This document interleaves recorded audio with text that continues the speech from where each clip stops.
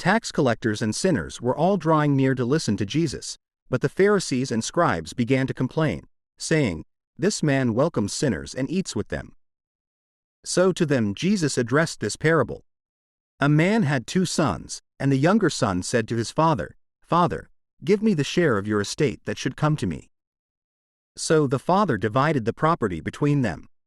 After a few days, the younger son collected all his belongings and set off to a distant country where he squandered his inheritance on a life of dissipation. When he had freely spent everything, a severe famine struck that country, and he found himself in dire need. So he hired himself out to one of the local citizens who sent him to his farm to tend the swine. And he longed to eat his fill of the pods on which the swine fed, but nobody gave him any. Coming to his senses, he thought, "How many of my father's hired workers have more than enough food to eat, but here am I, dying from hunger. I shall get up and go to my father, and I shall say to him, 'Father, I have sinned against heaven and against you.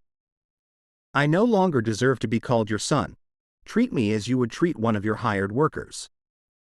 So he got up and went back to his father. While he was still a long way off, his father caught sight of him, and was filled with compassion. He ran to his son, embraced him and kissed him. His son said to him, "Father, I have sinned against heaven and against you. I no longer deserve to be called your son." But his father ordered his servants, "Quickly, bring the finest robe and put it on him. Put a ring on his finger and sandals on his feet. Take the fattened calf and slaughter it. Then let us celebrate with a feast, because this son of mine was dead, and has come to life again. He was lost, and has been found." Then the celebration began.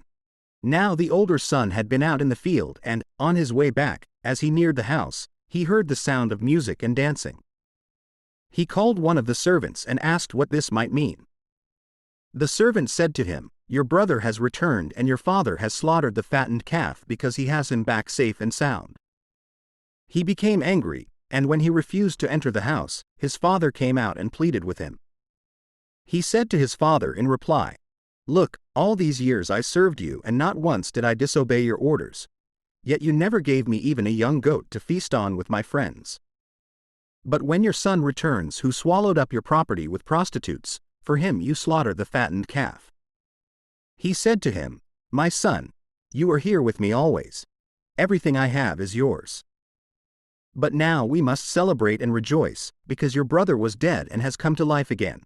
He was lost and has been found."